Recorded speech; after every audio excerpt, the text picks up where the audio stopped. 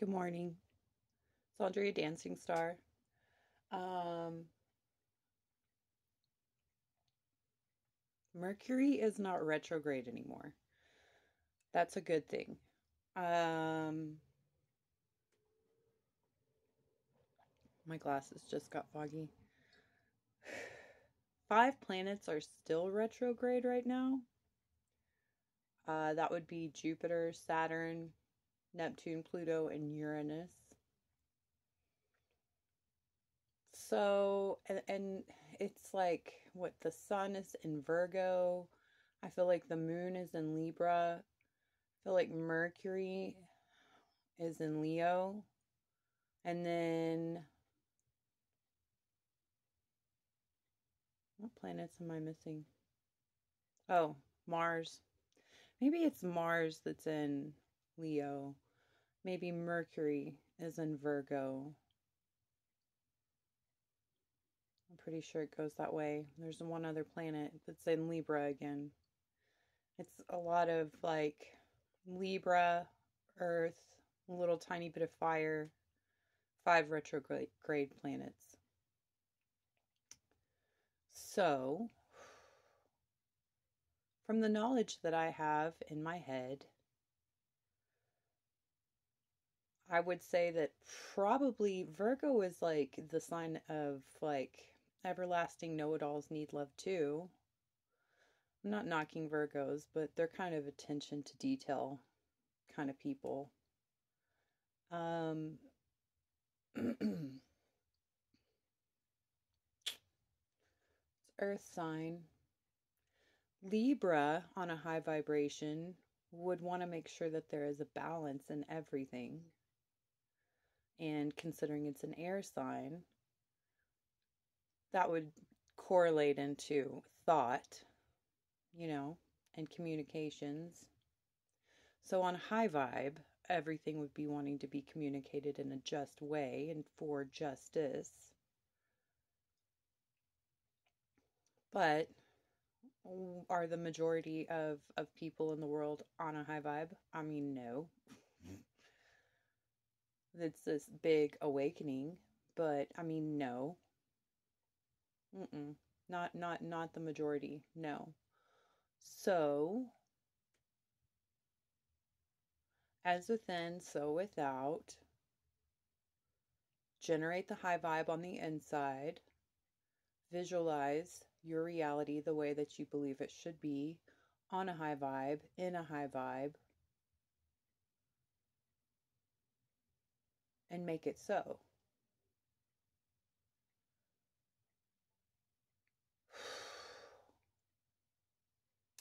It's really easy to say, isn't it? It's really easy to just say that. It's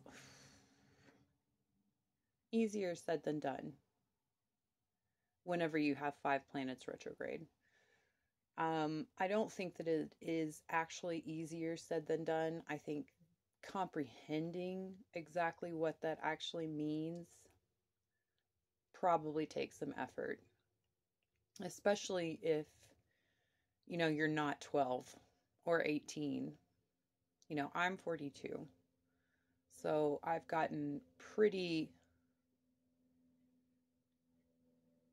I like my routine. I know I want to eat food every 3 hours. So I know I'm going to need to do something that's going to get me food at least every 3 hours. Which usually translates into work and or having access to a kitchen, a store, a garden, which I don't have access to a garden, but you know, these are kind of like basic things. Um, so my point is 5 planets are retrograde. There's a lot of moving back energy that's going on in the cosmos, which is affecting us here on this plane of existence. So you might have some pretty high ideals, but the execution of it maybe might not go to plan. But we are at the end of Mercury retrograde. The equinox is next Friday. We're getting towards the end of summer. There's going to be an eclipse on the 14th of October, a ring of fire eclipse.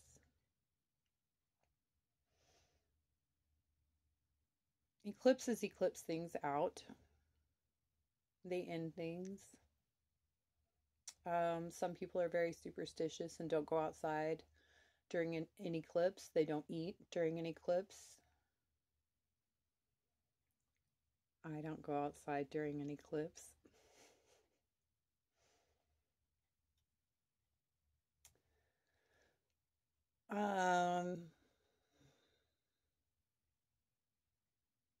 Take time in this time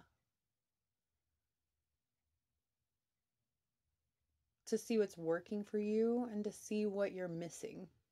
I think that's probably a big part of the retrogrades. You know, besides just the frustration of life isn't going to go the way that you want it to, it's a time to recognize like what the retrogrades may be trying to bring back for you that you didn't accomplish, that you didn't pursue. And maybe see if that's something that you maybe should try to pursue. Maybe see if it's something that you're missing in life. I kind of feel like, in a reality speaking sense, a lot of people are going to be having a whole lot of things to say about their own opinions and what they think is right. But I feel like the majority of people are not going to actually be in the completely high vibe state to actually know and communicate what is actually truly needed for the group, for the whole, for the collective. There's still going to be a lot of ego-based decision making and thoughts and actions.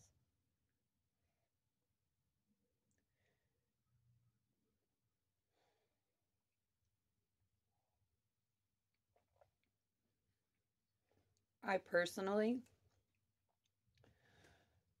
have been going through, well, I've been going through a lot because I'm healing from a massive surgery. Um, I had cancer. You know, that is just fucking crazy. It was terrifying. I mean, I didn't let it be terrifying for me.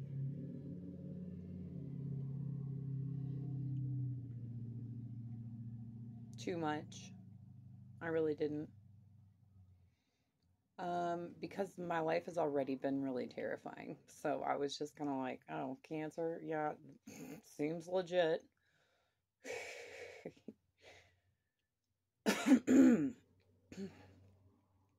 But now that it's gone, it did not spread. All the choices that I made according to my intuitions and according to the answers to my prayers, it didn't spread. I didn't do chemo. I didn't do radiation. They were really making me feel like I needed to do aggressive rounds of it. If I had done that, I would be in such a more low place right now. As it is, I'm just healing these incisions. I'm dealing with these expanders, with this reconstruction, which is a whole new thing. It's like I got them filled up a little bit. They fill them up a little bit at a time. And I've never had breasts that are large. They're as big as they've ever been right now, and they're not even like done being filled up. And I'm told one of my friends, I was like, I feel kind of like a pervert just being out in public with these. Like, an experience. I may just stop here. I may just tell them I want to stop here. We'll get these expanders out and put the real deal in, because these expanders are so fucking painful. They're uncomfortable. And I'm just ready to be done with this. But also, they don't look bad, but I have an incredible amount of anxiety. And I was just like, why do I have so much anxiety about this? Why? This is a good time, Andrea. Why are you having anxiety now? Well, probably one reason is 5 planets are retrograde. And another reason is I've been struggling for basically my whole entire life. And I've had a poor body image and low self-confidence from years of childhood trauma and adult trauma through my entire life. So I'm actually, like, dare I say, comfortable in struggle. And things are getting to be kind of good. And it's causing this anxiety because I don't know how to exist in things that are good kind of state.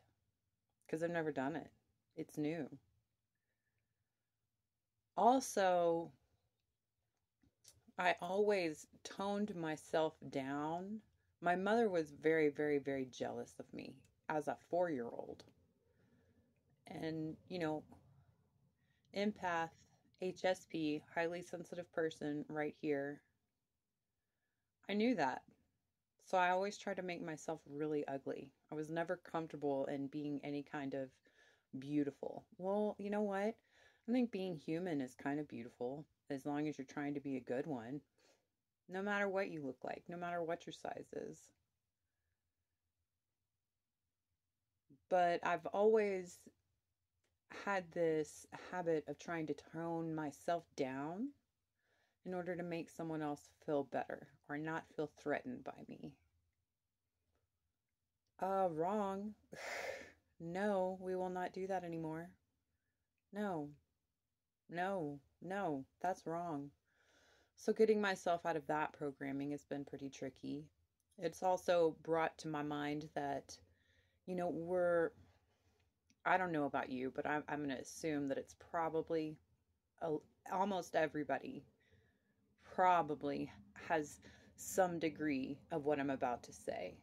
And that is, we look at other people in life, and whether we know it or not, we're comparing ourselves to other people in life and how they're doing.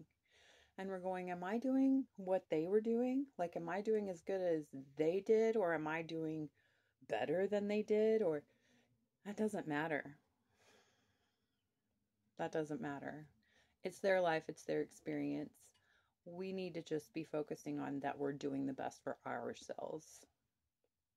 Toning yourself down, muting yourself, uglying yourself up so that other people cannot feel threatened by you or insecure about you, that's wrong. God created you exactly the way that He wanted you to be.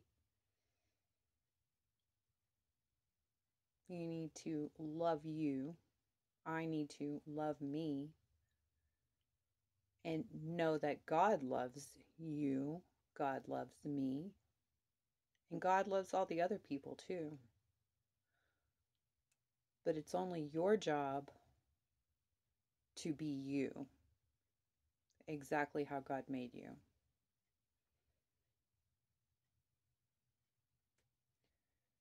If everybody else in your life is feeling a certain way about a certain thing or doing a certain activity because they want to achieve a certain thing, and deep down inside of you, you're like, no, that's not me, or I don't think it should be done that way.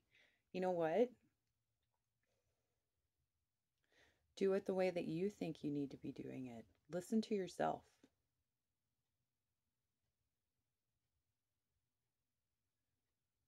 Validate yourself.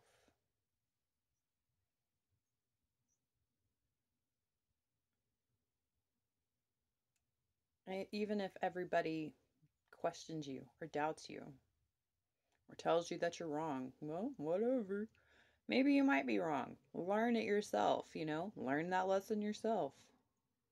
If I listened to what everybody told me and what everybody does with cancer, I would still be in so much pain. And because I probably wouldn't have even had my mastectomy yet, because I would still be probably trying to get myself healed from the 8 weeks of aggressive chemo that they wanted me to do, because everybody does it when they get a cancer diagnosis.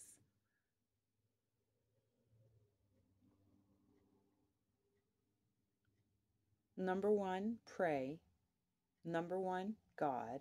Number one, Jesus.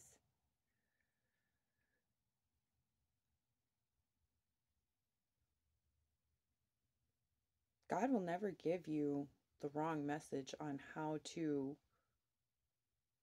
take action in your life, and He will never lead you astray. Listen to Him. Don't listen to everybody else. Don't compare yourself to anybody else. Listen to yourself, listen to God. That's it.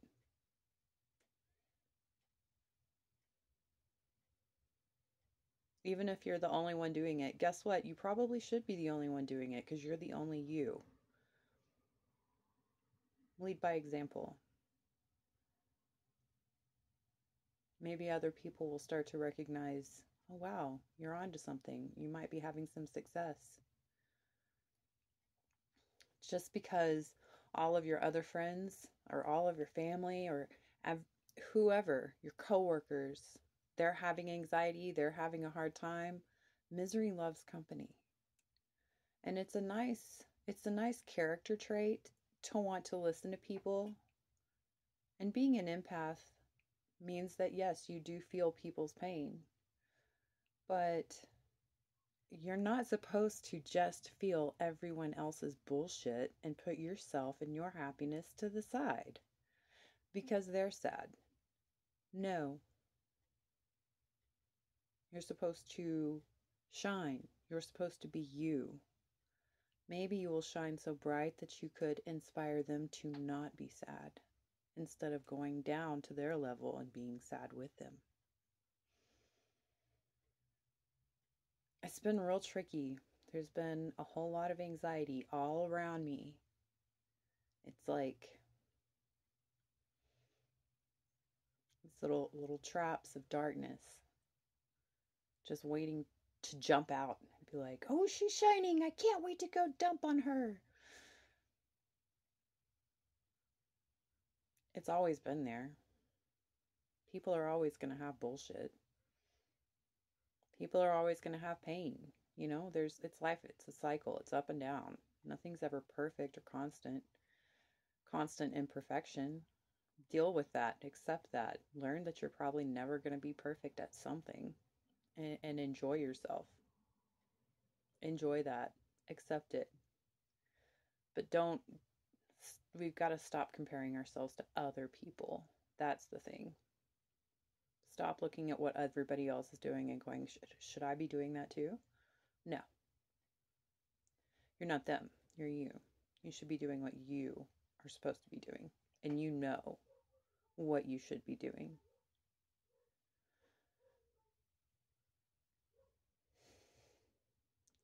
It can be very hard to be the one that goes against everyone else. It can be very hard, especially as an empath, to not listen to everyone and get sucked into what they're feeling and their problems. But guess what? You're only really supposed to listen. You're not supposed to feel every single thing all the time. You're supposed to feel love and appreciation and respect for yourself.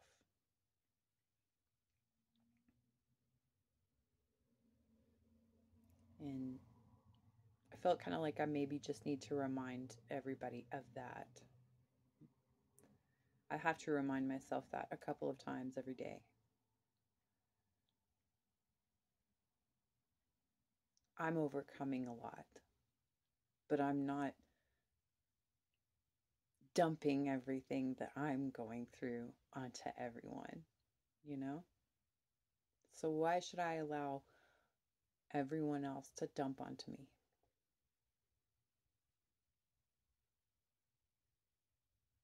I can listen.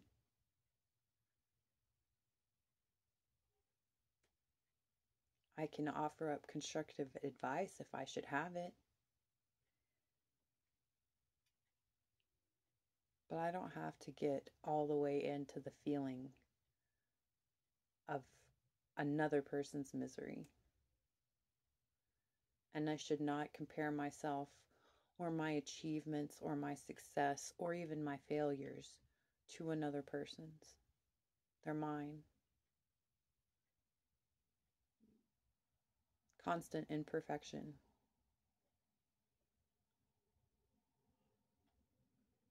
Constant imperfection, acceptance of constant imperfection, and a belief in God and faith in God leads to growth. And that is the point of life. That's the actual point of life. If you're listening to me on my channel, I know you already love. We've got to turn that love inside, inwards, love ourselves. It's okay to love yourself. A lot of us have been taught that it's not, that we should be caring about everybody else. It comes from deep childhood traumas inflicted on us by unhealed parents.